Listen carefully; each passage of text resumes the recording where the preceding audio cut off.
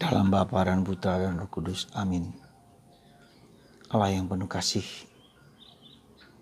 puji syukur kami aturkan kepadamu ya Bapa. Kami diberi seorang pelindung misi, Santo Franciscus Xaverius. Seorang yang luar biasa, yang mewartakan Kristus kemana-mana, khususnya Asia Tenggara. Sampai ke Cina, sampai ke Jepang, ke India. Dan ke Indonesia sebagian untuk mewartakan Kristus. Begitu bergeloranya dia dalam mewartakan Kristus. Semoga hati kita berkobar-kobar untuk Yesus. Dan berani menyatakan siapa Yesus itu. Dengan sungguh-sungguh. Terpujilah namamu kini dan sepanjang segala masa. Amin. Saudaraku terkasih, hari ini kita merayakan Santo Franciscus Xaverius, pelindung misi. Kita tahu beliau berkarya di sebagian Indonesia, India, kemudian Jepang, Cina, Malaka, mewartakan Kristus, berkobar-kobar bagi Yesus. Dan dia menjadi pelindung misi bersama Santa Teresia dari kanak-kanak Yesus. Kalau Santo Franciscus Xaverius pergi ke daerah-daerah adjentes, ya, daerah-daerah yang dalam tanda petik orang kafir mewartakan Kristus. Tapi Teresa kanak-kanak Yesus pelindung misi karena doa-doanya. The power of prayer. The power of mission and the power of prayer. Dan kita dipanggil juga untuk mewartakan Kristus di mana kita berada. Dan secara khusus pergi ke daerah-daerah yang belum mengenal Kristus. Nah, itu yang harus menjadi tugas dan tanggung jawab gereja. Gereja yang matang adalah gereja yang bermisi. Kongregasi yang matang adalah kongregasi yang bermisi. Ya, harus keluar dari dirinya dan mewartakan, membawa orang kepada Kristus. Itulah ciri dan gejala yang tanda yang baik dari suatu organisasi, tapi juga dari pribadi. Kalau kita nyaman dengan diri kita sendiri, kita puas dengan diri kita sendiri, kita tidak berani keluar dari diri kita dan bergaul dengan orang-orang di sekitar kita dengan penuh keyakinan akan iman kita.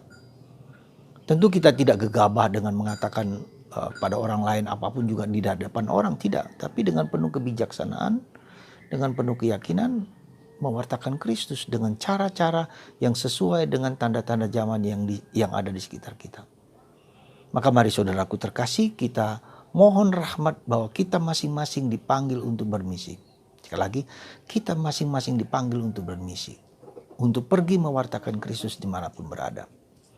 Dan yang kedua, kita juga berdoa supaya karya misi gereja kemana saja itu dapat berjalan dengan baik. Ya, di Afrika, juga di Cina. Ya, 2 miliar orang di Cina, bayangkan itu. Kalau itu 1% saja, 10% saja, maka berapa orang yang sungguh percaya pada Yesus. Meskipun sekarang ditindas dan semakin keras, semakin ya, di Myanmar gereja juga semakin ditindas. Meskipun mereka diterima, tetapi semakin ditindas oleh pemerintah yang sekarang ini. Ya. Saudaraku terkasih dalam Kristus, yang menarik dalam bacaan Injil hari ini bahwa dalam perintah Yesus untuk bermisi itu adalah perintah Yesus setelah Yesus bangkit. Jadi kita tahu setelah Yesus bangkit 40 hari kemudian penampakan kepada para rasul sampai kemudian Yesus naik ke surga. 40 hari Yesus mendidik, membina para rasul kembali dan mengingatkan akan apa yang diajarkan oleh Yesus kepada kita, kepada para rasul. Maka ketika mereka mendapatkan Roh Kudus, mereka berani pergi kemana-mana. Yang tadinya takut, yang tadinya gentar, sekarang pergi kemana-mana, ke ujung dunia. Ya, para rasul.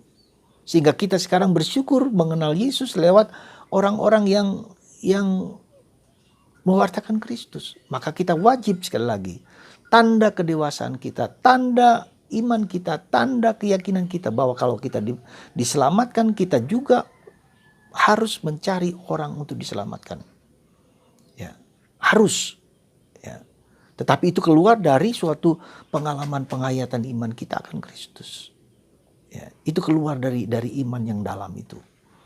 Jadi saudaraku terkasih dalam Kristus, semoga pada hari pada hari peringatan Santo Fransiskus Asisi ini kita dipanggil untuk pergi keluar kemana-mana sebagai apa saja, dimanapun Anda berada. Ya, untuk percaya bahwa Yesus mengatasi segala sesuatu. Dia adalah Raja segala Raja. Ya. Dan yang kedua, kita mendoakan supaya karya misi dimanapun juga semakin banyak orang yang percaya pada Kristus. Ya. Dan yang ketiga adalah bahwa kita juga memiliki tanggung jawab, ya, memiliki tanggung jawab yang mendasar untuk menjadi seperti Kristus, membawa orang lain kepada Kristus dan membawa Kristus kepada orang lain. Semoga kita semua dikuatkan dan diteguhkan dan kita dididik oleh Tuhan seperti Yesus mendidik para rasul, memberi pencerahan ketika penampakan sebelum Pentakosta. Yesus 40 hari mendidik, membaharui para rasul. Semoga Yesus juga menjadi guru kita dalam penghayatan iman kita kepada Yesus, menjadi kuat dan tangguh. Tuhan memberkati Anda semua, menguatkan Anda menjadi pribadi yang tangguh dan tidak takut mewartakan Kristus dimanapun juga. Tuhan memberkati Anda semua. Dalam Bapa dan Putra dan Roh Kudus.